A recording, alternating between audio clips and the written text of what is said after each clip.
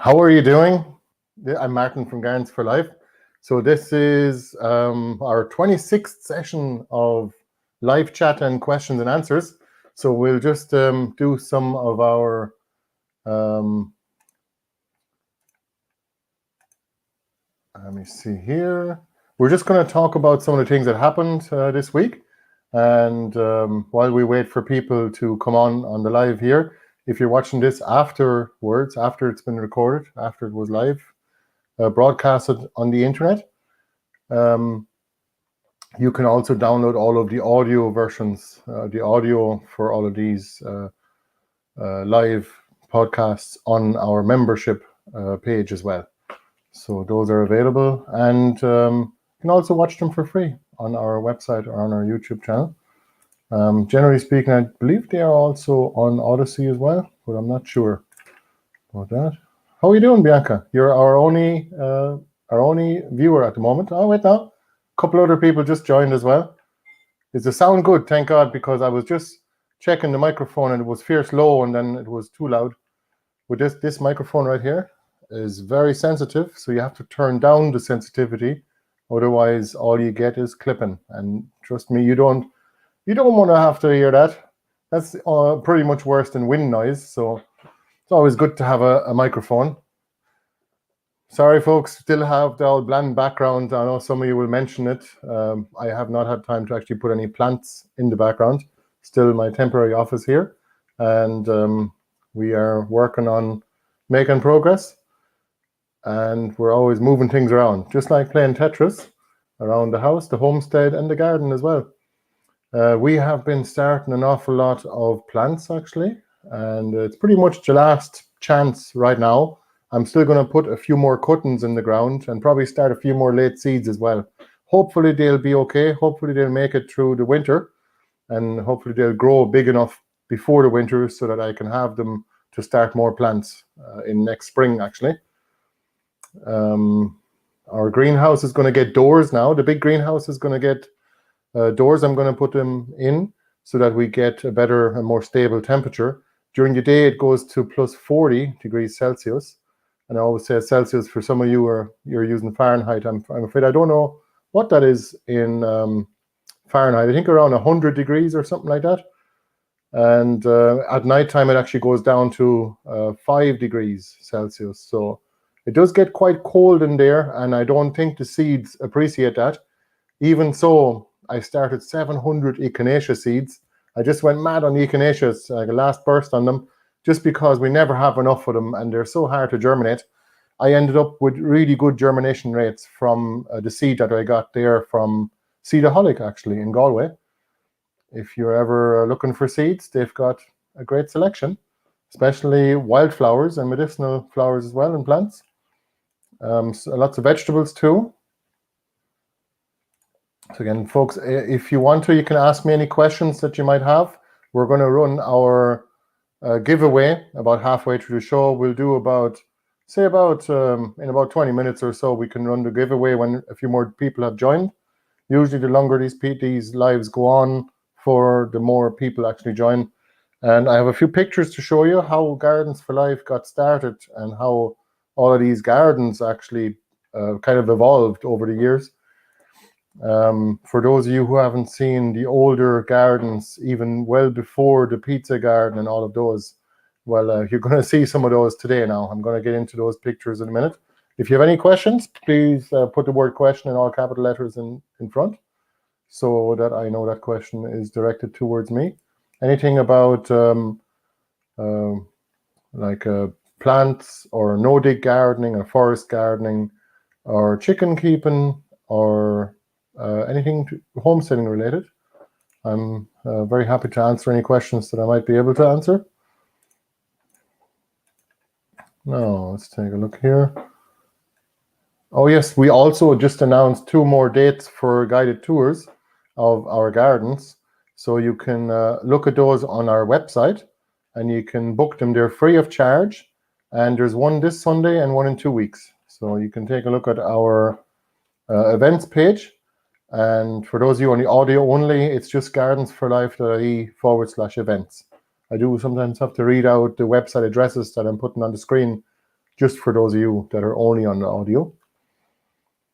And the audio files for these questions and answer sessions are also, or live chats as well, are also available on our members page as well. Now, let me see here. What I'll do is I'll actually share my screen now, and I'm going to show you some of the pictures of the older gardens. So take a look at this.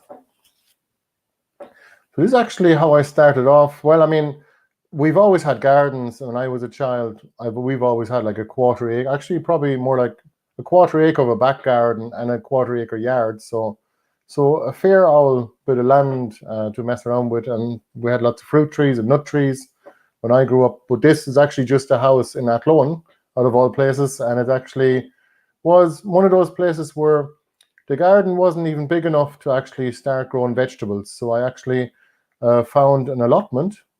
So here I started off growing after we were growing vegetables with my stepmother, Valentina, and then we started growing vegetables just like that. I made a start. Then I got the allotment, and look what I was doing, actually digging up all these rocks as well, and it was just a lot of work to get rid of the grass. And then I didn't know about no-dig at the time, so no-dig gardening would have saved me hundreds of hours. I wish I had known about it. I'm sure there was plenty of people practicing it about 15 years ago when this was, and look at this. That's what it turned into eventually.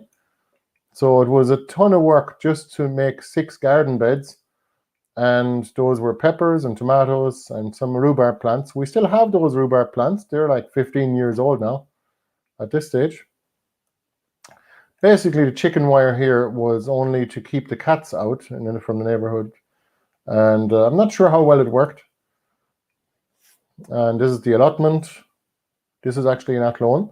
And that allotment is still there. It's actually a lovely place. The only trouble is, again, if I had known about no-dig, it would have been so much easier. I could have just killed off the existing vegetation and then put compost on top, and it would have been so much better than using the topsoil that was already there.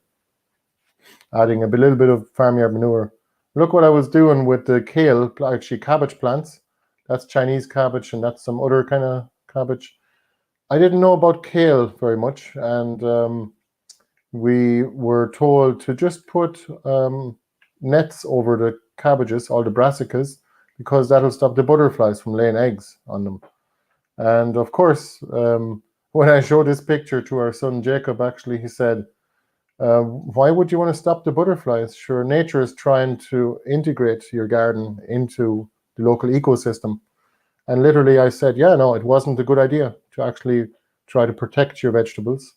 We don't mind if they don't look perfect, actually, because we're not selling them at a farmer's market or something like that, or community supported agriculture, CSA.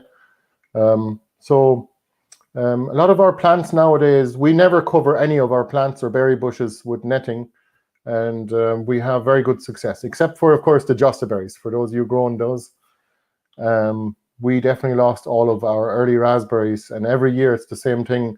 Any fruits that ripen early on in the season go to the birds. And after that, then, say from August onwards, the blackberries and the hawthorn berries in the hedgerows are grown. Like these ones here are actually gooseberries and some red currants. And we still have these bushes, actually. They've been cut back, and we've been taking cuttings from them too. But a currant bush can grow for a very long time. I'm not sure how long currant bushes or even gooseberries can last for, or even rhubarb, but I believe it's well over 50 years. Please let me know in the comments or in the chat if you have an idea. What's the oldest rhubarb plant or gooseberry bush or currant bush that you've come across? There's a greenhouse, and we put it up. Bianca was helping put it up, and just like that, we put it up. And we paid like 60 euro for that, or 70 euro on eBay at the time. It was only, I think it was only like 3 meters by 2 meters, and it did the job perfectly for 5 years. Till it got blown away, of course. That little smaller storm after Ophelia at the time actually blew it away. And then we got another greenhouse. But in general, these greenhouses are okay, and they're not too bad. They're just a bit flimsy. And we grew strawberries in pots. And that year we had like a huge strawberry harvest. We had probably about 500 kilos of strawberries. I know it seems mad, but we had literally we literally had hundreds and hundreds of plants all laid out on the car park. Were in full sun and in pots. This is some of the gardens here. And I was actually trying to contain raspberries like this. Don't think it was successful. I ended up removing the tiles anyway and just letting the raspberries grow. And actually all you need to do is grow raspberries or Jerusalem artichokes somewhere in the corner of your garden or somewhere where you don't mind them spreading. Look what we were at. Oh my God. We were taking up the lawn. Actually, we asked the landlord, we were renting this house, and we asked the landlord if we can take up some of the lawn, like a third of it, and use it for vegetable production. And we'll put it back afterwards. And we did. You can't even tell that we were growing vegetables here when we moved out. And unfortunately, of course, it would have been a better use of the space. And I used to import fertility in the form of farmyard manure bags from the garden centre. And I was happy out because they're much better value than any compost because they're much more fertile. And they go a long way, actually, if you mix them in. But nowadays, we just get mushroom compost. We get it delivered by the truckload or a big tractor trailer load. We just got a truckload of compost delivered today, actually. Just about on time, hopefully before it gets too wet to drive into the field. At least with a truck, anyway. A tractor will still get in the winter time, but it'll make a mess. So get your compost delivered in the summertime if you can, and it'll also break down much quicker. So then we just spread some of that. And a lot of work though. When you look back here, think back, Bianca, if you're still here on the live chat, it was so much work to prepare that little bit of space, and even see the greenhouse evolved a little bit. We started putting a table in and starting plants on top of the table because it's more convenient. There's Bianca raking away, and it was a nice garden, I have to say, but it was only a start. It was only small. So we used tiles then instead of wood chips. Wood chips are much nicer for the paths as well. So eventually we grew some cucumbers and lettuce in the garden. And again, using the tiles is not a great way really to contain. You don't need to have a border between the grow spaces and the paths. You just put the paths, put wood chips where the paths are, and you can walk on them very easily. We did some courgettes as well, beans. So that's all these pictures here. And if you have any questions at all, please let me know and just put them into the live chat and I'll come back to you in a second. Then I'm going to show you the next garden. This is a garden. We had transported all of the plants from this house that you just saw, which was actually in Glasson, just north of Athlone in the Midlands of Ireland, all the way to Edwardstown, near Edwardstown. And we had to move all of those plants. There were 10 car trailers full of plants. Of course, they're looking a bit rough now because they had spent a year in the pots transitioning from one house to the next. Of course, we couldn't stay here in this house either, so we moved again. So for those of you who don't know, we've had to move our plants, all these plants here, we've had to move them twice. And it took 8 months to plant them and then 4 months to take them all up again because we couldn't actually purchase that house. So here you can see we got some willow cuttings and we cut those up into pieces, 1 foot lengths usually, and just planted them into the field. And we also planted a bunch of oaks and some other ones like slowberries. There's the compost we got delivered. At the time, it was still quite expensive actually to get compost delivered. I think it was 300 because the tractor had to drive about an hour each way, or maybe it was even longer, an hour and a half each way. The truck is a little bit cheaper now. And I moved all of that compost. I let it rest for a minute, like for a month or two. And then I moved it over to here, over to the right-hand side here. And we still have that wheelbarrow, actually, the Heineken wheelbarrow.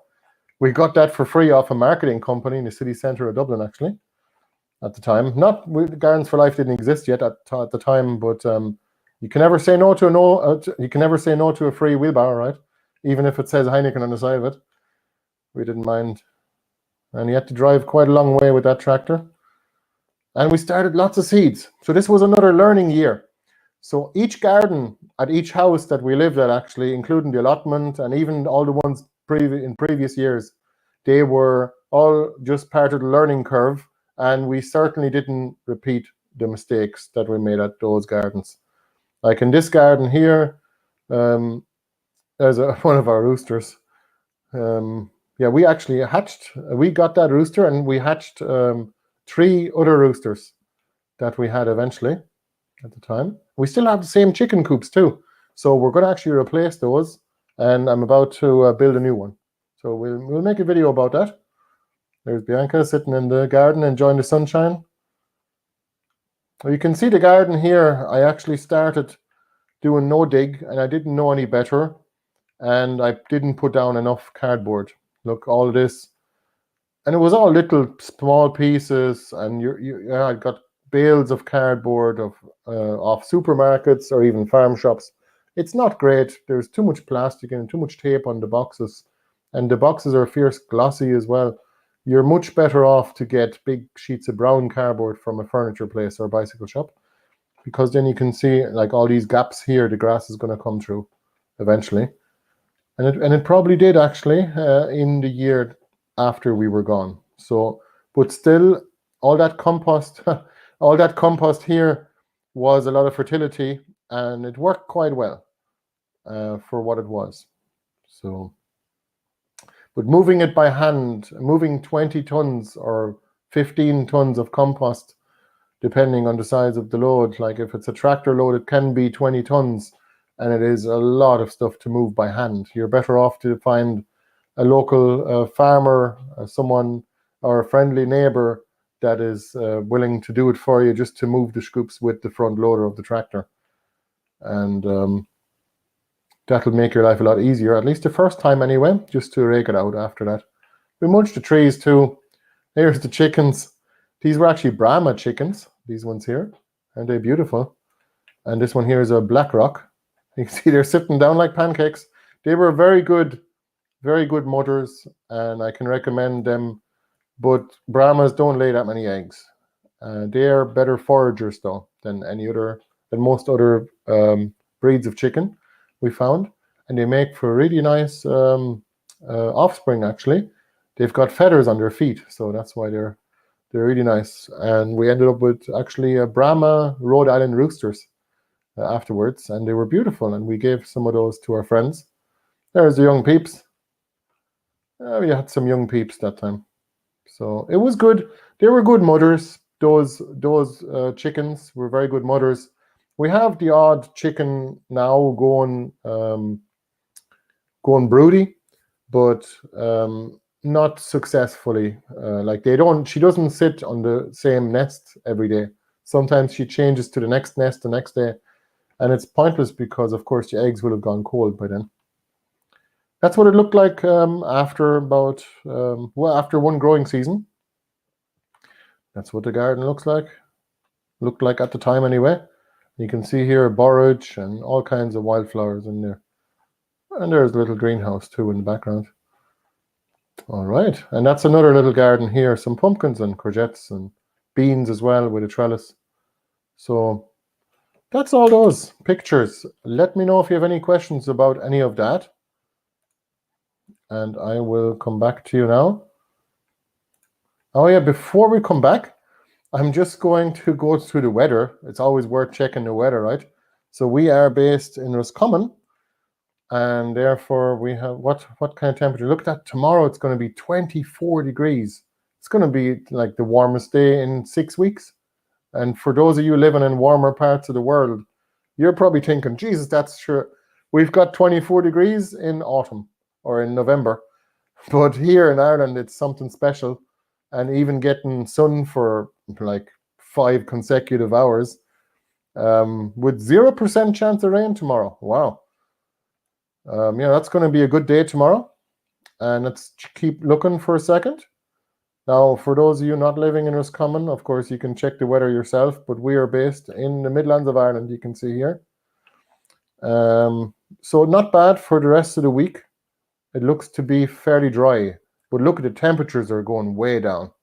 Look how we've got 15 degrees is pretty nice out there in the springtime, especially when you're used to the cold. But look at that, we are definitely mid-September. We are dropping down to 10 degrees here, and like even 12 degrees median. It's going to get cold. Now, folks, please let me know if you have any questions. For those of you who just joined, you can ask questions about no-dig gardening or plants or forest gardening or how to start a business or running a nursery or market garden. I know a little bit about that too. Of course, Charles from the Bull on Ark in Loughrea would be able to answer any questions for you better. We're going to bring him on for an interview at some stage soon. And if you want to know when, you can join our email list. All you have to do is go to our website. For those of you on the audio only, for those of you on the audio only, you can go to gardensforlife.ie/subscribe, put in your email address, and then you get like 2 or 3 emails a week from us whenever there's a new video out or whenever there's something on, and I will let you know. And that way you'll never miss anything that we do. Especially, you can also go to the website as well and find out more. Let me see here. I've actually been invited to a podcast called Permaculture Vine, and I'm going to do the interview with him soon. Let me see here. Again, let me know if you have any questions about homesteading or no-dig gardening or anything like that. So Adrian is asking, do you know what it is? Do you know what it is in the spent mushroom compost that stops it being used immediately? I get the compost from the brown wheelie bins and nothing will grow in it for a long time. Okay, so mushroom compost, all it is it's just too acidic in the beginning. It's basically that the bacteria in the compost have to break down the nutrients in the compost. And it's a bit rough, it's very lumpy in the beginning when the compost just comes out of the mushroom farm after it's been used for 8 to 10 weeks by the mushroom farm. And they would have grown something that eats up all the carbon, leaving behind, the mushrooms eat up all the carbon, and the other nutrients are left behind. So that's basically nitrogen. And in order to make that nitrogen plant available, you need to have the bacteria break it down first. And after a while, when the acidity drops off, I haven't actually tested the acidity, so I don't know exactly what pH it is, and I don't really care, because after 2 months, we've got a ton of worms and we've got a ton of soil life actually inhabiting the compost pile. So that's testimony to me that it's safe to eat the food that is grown from the compost. And I think it just takes 2 months in the summer and 6 months in the winter to break it down. And with any compost, you're better off to just leave it for a while. So buy next year's compost now. Basically, that's the idea. If you have space and if you have the finances for it, it's usually 200 or 300 for a big load of mushroom compost if you live in Ireland. If you live elsewhere, I don't know where you can get compost from, but here in Ireland, we're blessed enough to have mushroom farms that simply discard all of their compost, and we've found it very good and very safe to use. I've been personally using mushroom compost in the Midlands of Ireland for 25 years now, and it's always been fine. And actually, there was soil tests done on it too. But any kind of compost at all, it just takes time to break down. The bacteria heat it up, and if you leave it in a big pile, it's quicker to break down. So if you spread it out straight away, Adrian, you need to wait for longer, because it's going to it's just the bigger the volume in compost, always the quicker it burns. The more bacteria you get in the center and the more heat you get. Plus, I know the mushroom compost is actually sterile. There's no weed seeds in it at all, which is why it's brilliant. But if you end up using cow manure or maybe horse manure, there could be a lot of hay seeds in it. And you got to make sure that you compost it really hot like more than 70 degrees, I think it is, to kill off the seeds, basically, that come from it. I've also had a question here sent in via email, what headlight do I use? And it's actually a good question, because I used to use all these cheap headlights, you know, the ones, the kind of blue and black strap, for about 25 euro, sometimes 15 euro on eBay. You can get them. Now you can get them everywhere, but you used to be only be able to get them on eBay, and they were brilliant. They're LED. You put in the batteries in the back, and they're chargeable, rechargeable, and they last for 8 hours if you have good batteries. But the light only lasts me, the cheaper headlights only last me for about a year, because I use them every day, and it's professional use. You know, you'd be using them every day, and you'd be out with it, and eventually it'll just stop functioning, especially the switches on them. That's the first thing to go. So now what I use is actually, so it's a LED lenser, and all it is it's just one of these lights here. I've been using this for 3.5 years now, and it's very good. The battery lasts for about 12 hours on a medium, I believe, or it's 8 hours on medium and 12 hours on low, but low is all I use with these kind of particular type of headlights, because you don't really need that big of a headlight. You can also get smaller ones as well.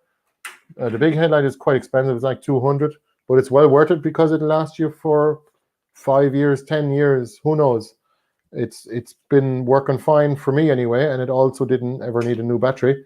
You can also get these smaller ones as well for about 50 quid. Sometimes you get them for 40, depends. So again, LED lenser is good. I find having a headlight keeps your hands free, and you don't have to bother using a flashlight, such as this one here. I've had this one for 2 years now, and again, EDC, so everyday carry. It's a daily use kind of flashlight, and it's great because you can lock it. It gets tremendously bright. And it's small enough to actually fit into your pocket. And for those of you who know what a lumen is, it's actually 1200 lumen, so 1200 lumen. Again, disc is small enough you can use it actually on a cap as a headlight as well. See, it has a little clip on it. And you can also use it with a hoodie and put it on, or with a cap. It's pretty good. I have a coin stuck to the back of it because it keeps holding on to me keys, and then I pull out my keys, and sometimes you can lose your flashlight. So the coin, just a 5-cent coin, makes it less magnetic on the back, and doesn't do it any harm. It's friggin' magnetic switches. These usually come with a special cable though, so be aware they are magnetic also, but the cable is quite expensive if you're buying them separately. But when you get another light, you get the same kind of cable, and then you have a spare. So be aware, if you lose the cable, you've got an issue. Unfortunately, it's not standard USB, because they're trying to make it very waterproof, so they always use these magnetic things. Oh yeah, there's one more thing here that I want to show you. So those are the practical lights that I use every day, but I also use these kind of lights. This is an O bulb. So all it is again, you can charge it, and you can use it not only for camping, but even for, you can hang it up outside, and you can just work away in your greenhouse or whatever. So it's great like that. Let me lock that again. So let me see here. Hello, Suburban Homesteader. Thank you for joining us. I have another question here about propagating raspberries.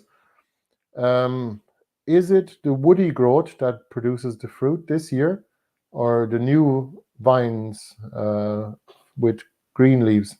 So it depends on the variety, Adrian. If you have so some of they're primocanes. They actually, the primocane varieties actually produce fruit twice. Once on the new wood, this year's wood in autumn, like usually from right around now in September, and then the same wood it still produces fruit again next year, so early summer. So it depends on your variety. Sometimes you can get ones that only fruit in autumn as well. It depends. I'd say once the leaves have gone completely dry on a stalk, generally speaking, the wood has gone dry as well. You can test it. Just cut one of the branches, and if it's completely brown, if the cambium layer is not there anymore, if it's not green, the layer under the outer bark, if that layer is green, the wood is still alive and it's going to come back next year and fruit again.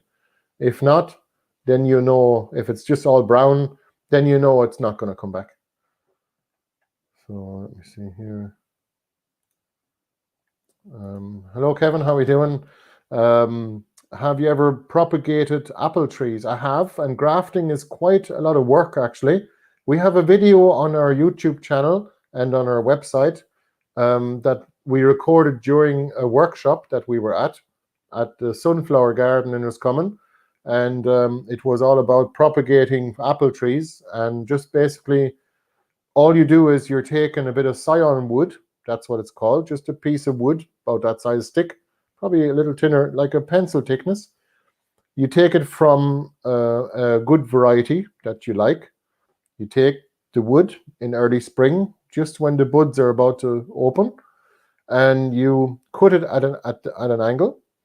Then you get a rootstock, so that's like a wild apple root, like a root of a wild apple tree, and you basically cut the wood at the same angle, and you try and join the two.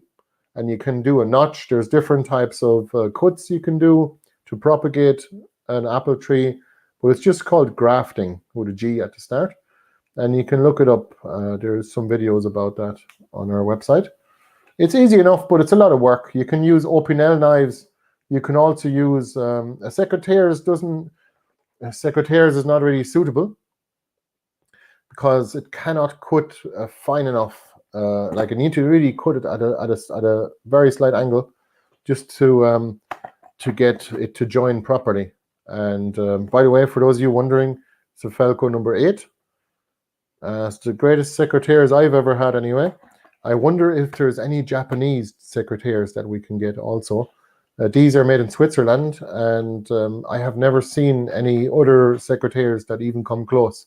But the Japanese, generally speaking, make great knives and also saws as well. The silky saw is ideal for pruning, by the way. If you're pruning your apple trees, for example, or any kind of trees in the garden, the silky saws, I'd highly recommend them. They're really good. They're super sharp and you just can't blunt them. Well, you could probably, but yeah, no, apple trees, so you need to have a very thin, sharp knife to do it, or a grafting tool. But the grafting tool is expensive, and it is successful, all right.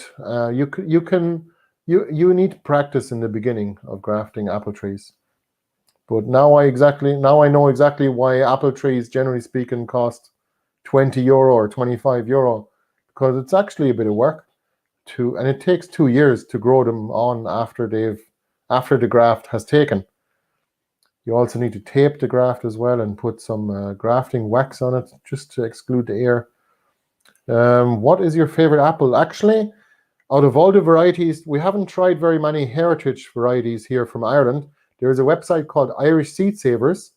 They're based in County Clare, and you can actually try the apples. They have an open day where you can try all the different apples, and then you can actually buy the trees for those apples. So that would be a great thing to do. But in general, we actually got a lot of trees from the stores, like the supermarkets as well, like Lidl and Aldi. They're not that great because the varieties are not really from here. We also have one called Fiesta, just like the Ford Fiesta, and that was the best one we found here in the Midlands of Ireland so far. Anyway, I'm sure there is plenty of other ones that are like heirloom varieties that we haven't got yet. But we did plant 10 new varieties of apples 2 years ago at our bigger garden, and hopefully those will keep growing. So they're from Irish Seed Savers, and there's all kinds of different types of apples there. I doubt we can get any apples that you were able to get in the US, though. That's the only thing. Let me see now.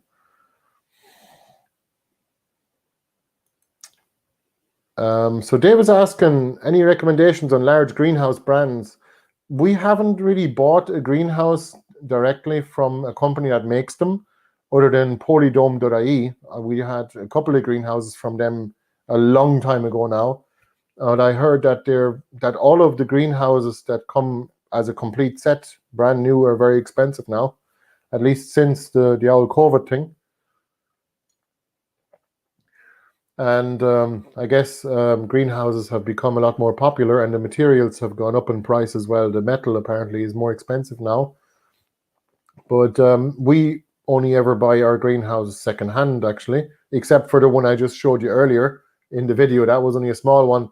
But the last two greenhouses we bought were secondhand, and they were super cheap, €300 a piece. And they were actually old mushroom tunnels. And all you need to do then is get a new sheet of plastic. So the polythene, you want to get the frame secondhand, and you want to get the polythene new if you cannot recover the old one, if it's not worthwhile. If it's too old or ripped, it's not worthwhile buying the polythene along with the secondhand greenhouse. But you can buy a new sheet of polythene, and I would highly recommend that you get the thickest you can get. So like standard is usually somewhere around 700, 800, or 900 gauge. 900 you'd be lucky to get even that, but 700 or 800 gauge is the thickness. I don't know what that is in millimeters actually, but 1000 gauge is what we got, and it's a bit more expensive.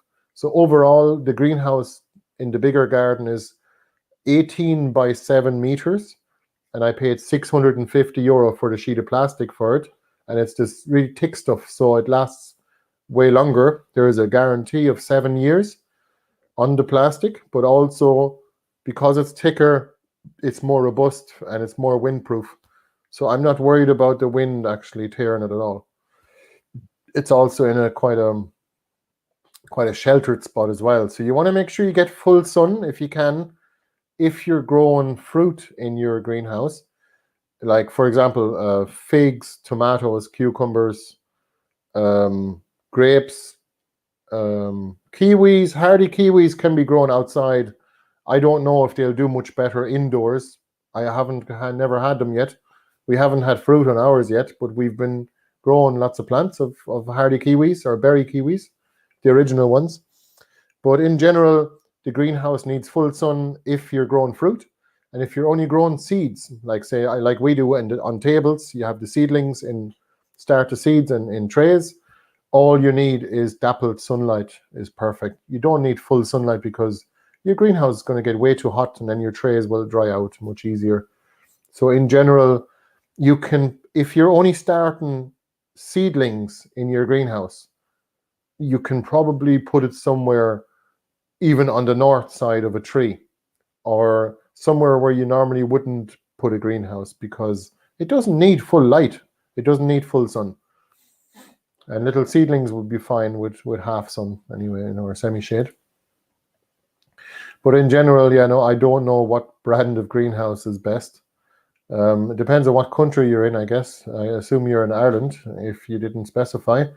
In England, I heard, I think new tunnels, or I don't remember I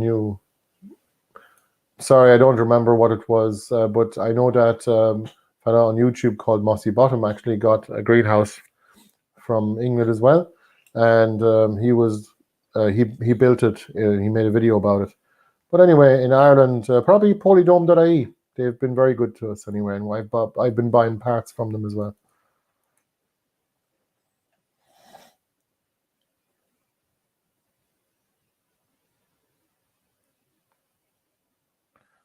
Yes. Kerry Pippin, that's right. Yeah, it's actually a famous one, and there's also another variety called Belvedere House, and it's actually a red apple. Even the inside of it is red as well, so it's very unusual, and it's an eating apple, I believe. And they're always selling out of those kind of the good apple trees, the best varieties. That's Irish Seed Savers. And so you got to order your apple trees from them like 6 months in advance if you want to get them. So I have a question here. Please help. My first time gardening. What do I do with my asparagus plants? Planted as roots this spring. How do I prepare them for the winter? It depends on how cold it gets where you're based. If it gets to minus 10 degrees Celsius, for example, I would mulch them with a bit of wood chips. So maybe 2 or 3 inches of wood chips would make a big difference to them surviving the frost. We had not great success actually planting crowns that I bought on the internet, and I planted them in the ground. They were quite substantial, like they were about that size, kind of like a giant spider. They looked like, like a asparagus crown. When you dig them up after 1 year, and I planted all 10, and none of them actually made it. So I started growing asparagus from seed anymore. So that way they actually have a much better survival chance as well. And I found the same thing, I heard the same thing from Charles at the Bull and Ark as well. I would just basically mulch them for the winter, and then they'll be fine next year. You can look up Paul Gauchi with Back to Eden Gardening. He has some asparagus grown there too in his garden, and it's a brilliant tour as well. So he'd be very good at growing asparagus. Well, Bianca here is asking how can you join the membership and what are the benefits? Well, so we do have a membership for our support community. If you want to support us, you can become a member on gardensforlife.ie/members. I always read out domain names or URLs that are on the screen, just for those of you only on the audio.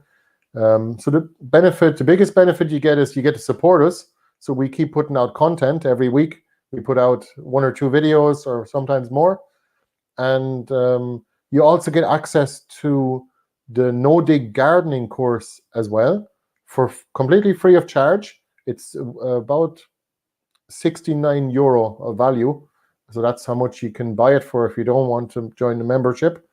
And you can also get access to 3 of the ebooks that I wrote some time ago on no-dig gardening. You also get 25% off as a member year-round. While you're a member, you can get basically 25% off everything we do. And there are other benefits too. So you can take a look at gardensforlife.ie/members for more. And we'd highly appreciate if you do join our membership. And for those of you who are already members, remember to use your members discount code. That's how we know that you are a member when you place an order on our website. And then we can give you your free gift, like with every order. Any member that places an order on the website gets a free gift to the value of about €5 with every order. Just a little surprise, a random little gift from the garden.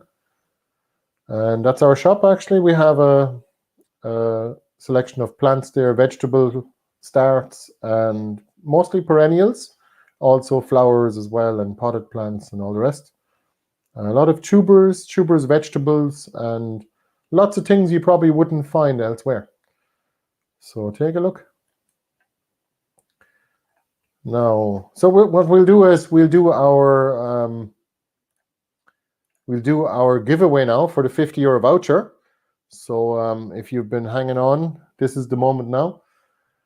So just type enter, all capital letters, to join.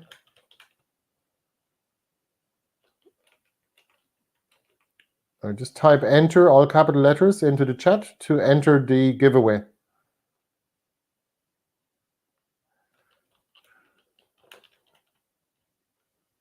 And we'll get our random comment picker here to pick somebody that wins the €50 voucher for our online shop.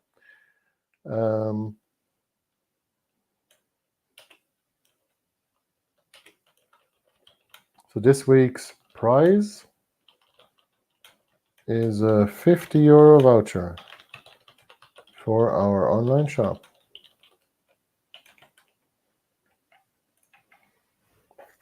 Type the word enter in all capital letters to join or to enter the giveaway. And we're going to pick a winner now in just 1 or 2 minutes. We'll just give everyone a chance to join. And you can win a 50-year voucher for our online shop. And this is the online shop here. For those of you on the audio only, gardensforlife.ie/shop, where we sell a variety of cuttings, roots. We sell propagation material for all sorts of perennials, perennial vegetables. Perennials, for those of you who don't know, are plants that grow for 3 years or longer. And basically, we like perennials because they're way lower maintenance and they keep adding on to last year's root system. So they're excellent for basically for productivity, because they keep getting bigger year after year, and you don't have to replant them. And usually you can even take cuttings from them, either root cuttings or the wood, like from berry bushes, or even crown divisions like rhubarb or any of the kind of herbaceous perennials. You can just keep multiplying them from there. So you never have to buy seed again. You're not dependent on anyone else for seed. Plus, you can just take cuttings and root them very easily and expand your garden without having to spend a ton of money and in a garden center, for example. We do buy a lot of plants in the garden center too, but we also like the idea that people can grow their own plants and they can grow a few spares and give them to their friends that are also into gardening, and hopefully keep all these old varieties alive. And just to share those between all of us, especially when we have a seed and plant swap, is key. We actually host a seed and plant swap here in the Midlands of Ireland, for those of you who don't know. We do it twice a year, usually in the beginning of the year and beginning of the growing season as well. And we'll do a harvest swap or a harvest festival sometime towards the end of the growing season now. So we'll be talking about putting on a date for that at some point soon.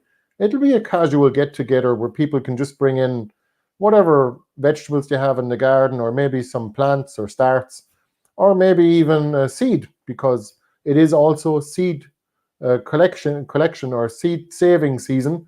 I collected a ton of lovage seeds. I got Alexander's. I got a lot of flower seeds as well. There is Feverfew, and we've got Jacob's Ladder as well. So I'm delighted to have seeds for the blue variety of Jacob's Ladder again. So again, if you want to be in, for those of you who just joined, if you want to enter the giveaway for a 50-euro voucher for our online shop, just type the word enter in all capital letters in the chat. Couldn't be easier, and we'll announce the winner right away. So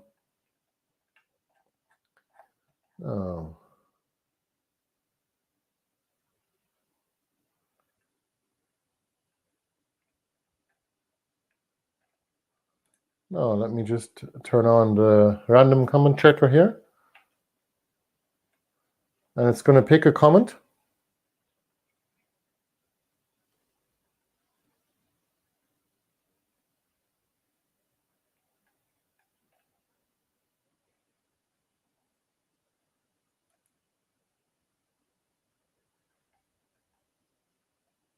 Oh, and it's actually Adrian Harper on here. Congratulations, Adrian. You have won the 50-euro voucher this week. And if you didn't win, for those of you who didn't win, don't worry. Don't be disappointed. Come back next Thursday and we'll do it all over again. And you'll have a chance to win another 50-euro voucher. So you can also take a look at our online shop in the meantime, if you want to have a look to see what's available. A lot of the plants actually have been selling out for the last few winters. Just be aware, especially the hybrid willow that we use for hedging and for our shelter belts. Those actually seem to be becoming very popular because people are looking for a bit more privacy, a productive hedge, even for the wildlife. It's great as well. So a lot of the willows actually are selling out, and they're also great for a quick growing privacy hedge as well, or a wind shelter as well. So congratulations, Adrian. Please send me an email to Martin or to contact@gardensforlife.ie. There it is on the screen. You can do that now or straight after the show. And please let me know if you have any other questions. I will check here to see if any of them have come in. Bianca's saying, do you have any willows for sale?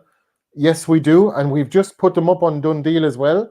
So the again, as I said, the willows, the hybrid willows are the most popular ones because they grow the fastest, and they're actually really good for the bees and the other pollinators because they produce these huge catkins. That's the willow flowers, and they produce a lot of pollen or a lot of nectar in early on in the season. So they're great for the insects and the bees, especially the white comfrey as well. So the white miniature comfrey flowers very early in the year, and you can also use them, just keep growing them. You can keep cutting them back so they bush out more year after year, for the first couple of years anyway, and then you can use those cuttings to make your hedge even thicker. So it's a great plant, and you can just keep copying your hedge. You can keep multiplying them. Again, if you want to have a look at the willow video, I actually have a video on how to stick your willow cuttings and how to basically grow a shelter belt in your own garden. And just look it up on the website. You'll also find it on the shop. Each of the shop items, generally speaking, have a video within the item as well. Yes, you suburban homesteader, yes, you can win from the US as well. Now, if you did win, we don't ship to the US anymore because a lot of packets actually have gotten lost. But fear not, because you could just spend it on a virtual product, such as the no-dig gardening course, which is also available on the website as well. So for those of you who are not based in Europe, you can still enter, and you can use your €50 voucher to get the online course on no-dig gardening, which is available on the website as well. Now, please let me know if you have any other questions real quick. Someone here's asking if we deliver to London. We do. We're also on eBay as well, but you know, that's there's extra shipping on that. You can also check out our website for that. Now, one of the things actually I wanted to show you was the grapes are ripening now, so we've been eating them. We don't need to buy grapes in the shops now for the next 4 weeks or so because we've got a ton of them in the greenhouse. There's 2 varieties actually, and I'm also taking cuttings, and they're really easy to root, just like the kiwis as well. So I'm going to do more figs also. Does anyone here know how to propagate fig cuttings? Please, can you give me any tips? Because I'm about to cut back the figs a little bit, and I'm going to try and do lots of cuttings. The way Charles and the Bull on Ark and Loughrea actually propagates figs, are a lot of plants, including lemon verbena even, which is notoriously hard to propagate from a cutting. He just takes these half-liter pots, like a square pot, this tall, with potting soil or seed starting soil in it. So sterile enough soil so it doesn't make the cutting go rotten. It just holds the water, basically. It's just a medium that holds the water. No fertility. And all he does is just stick the cuttings on each corner, one on each corner. And then you can basically water it once a day if you're keeping it in the greenhouse. Otherwise, pretty much it'll just do fine by itself as long as you leave it in the shade outside, and it'll grow fine as long as you water it. If it doesn't rain for a few days, I definitely water them as well. So we have a question here from Ray. Are figs ripening yet?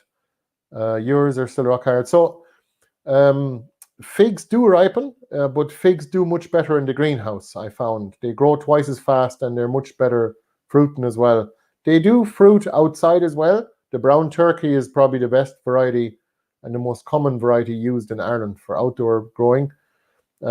We have been eating figs indoors though. We have a few different varieties. Some are American varieties. There's Black Mission and Desert King and Brown Turkey and Persian Black. So those are the varieties we have, Ray. Just in case you were wondering, And if you want to look any of them up, you're very welcome to take some cuttings if you're ever up here. Ray, why don't you come for a little a free guided tour that we have on this Sunday or in 2 weeks. There's 2 of them on. And you're very welcome to come up and just come for a walk around the garden, and we'll show you what's new. Since you've been here, actually last spring, a lot has happened. I think we've used about 7 loads of compost now to make the no-dig gardens bigger. You can book yourself in on gardensforlife.ie/events.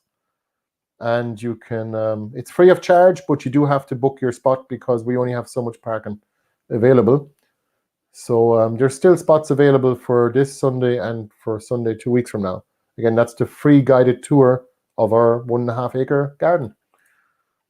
You're very welcome to any of you guys if you want to attend, if you're not too far from here. Great, that's grand. Ray, if you want to, maybe do a little research if you know how to start figs from cuttings. That'd be great if you could give me a few tips. I have actually made a video about it before, but I have not been that successful at it lately in the last couple of years. But I'm going to try again. I know the best time to start figs is in spring when the buds are just about to open. But I think we can still use this year's wood to start a few more trees before the winter, at least root the cuttings anyway. And why not? Let's grow a few hundred figs and just plant them everywhere, and then we can figure out whether they'll fruit properly outdoors or indoors later, and especially the varieties as well. Well, thank you for subscribing. I appreciate that. Now let me see here. Adrian has a question. When do you dig up the Jerusalem artichokes? Well, that's a great question. So the Jerusalem artichoke is actually one of those 4 main tuberous vegetables from America. The Jerusalem artichoke is actually from North America. The rest of them are generally speaking from the Andes. But the reason why I'm telling you about that is simply because the Jerusalem artichoke is actually the only one out of all of the other tuberous vegetables like oca, mashua, and yacon that doesn't depend on the frost. So it doesn't really matter about the frost. But once the leaves have gone completely brown and the stalks have gone brown, you can dig them up. So that means the plant is still pulling the last bit of energy out of the stalks and leaves and putting it into the ground. Nature wastes nothing. And I think once your stalks have gone completely dry, you can start digging them up. And that's usually sometime around mid-November at the earliest, maybe even the beginning of December, you can start digging them. You don't have to dig them up. You can just store them out there in the garden and dig them up whenever you need them in the winter time. There's no point in digging them up and then keeping them in crates in the shed, unless you live somewhere where you get a frozen soil, for example, or even snow cover in the winter time. But in general, we just leave them out there until we're ready to harvest them. But just remember, you have to cure them for 2 weeks before you can eat them. Otherwise, you'll find out very quickly why they're also known as fartichoke, because they've got a lot of inulin in them, and it's very hard to digest if you're not used to it. And just to cure them, basically leave them somewhere on a windowsill or somewhere like a greenhouse on a table for 2 weeks. Maybe turn them once. I don't think you have to, but it'll make a big difference to them, and they'll be pretty nice to eat then as well. Again, Jerusalem artichokes are a tuberous sunflower, for those of you who don't know, and they're also available on our website. You can go to gardensforlife.ie/shop. We have 5 varieties available there, and there's a video of me harvesting all 5 of them, and you can see the difference in the harvests and different colors of tubers and different shapes and sizes. So the question here, okay, it's not towards me now, but again, how do we eat them? So the best way, we haven't eaten them for a while because they're so valuable to us, actually, that because we're selling them, but we're also using most of them as propagation material, and then we're going to be using them in different parts of the garden. For example, you can basically eat them the same way as you do with a potato, but again, just make sure you cure them. They go a bit mushy if you roast them, but you can also make soups with them as well. So there's a lot of ways you can eat it, and just need to look up recipes on the internet, I guess.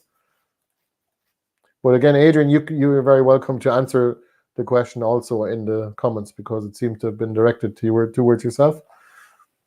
So thank you guys for joining. I think we'll leave it at that for today. It's been an hour now, and if you have any other questions, please keep them until next Thursday, or you can also email them in to contact@gardensforlife.ie in any day until next Thursday, and then I'll try to address your question then. And thank you for joining, and we'll see you the next time. Oh yes, one last time, for those of you who joined since I mentioned it, we also have a membership as well, and it's just /members. If you want to support us, you can join the members support community, and it's €5 a month or €50 per year, and you basically get exclusive access to there's ebooks on the members page. You also get access to the online no-dig course as well, free of charge. It's worth €69, and you also get a 25% discount on everything we do, including all of the tubers and all the cuttings and all the rest. So there are other benefits. You can take a look at the website for more anyway. Oh, and you get a €5 gift, like a surprise gift with every order you place.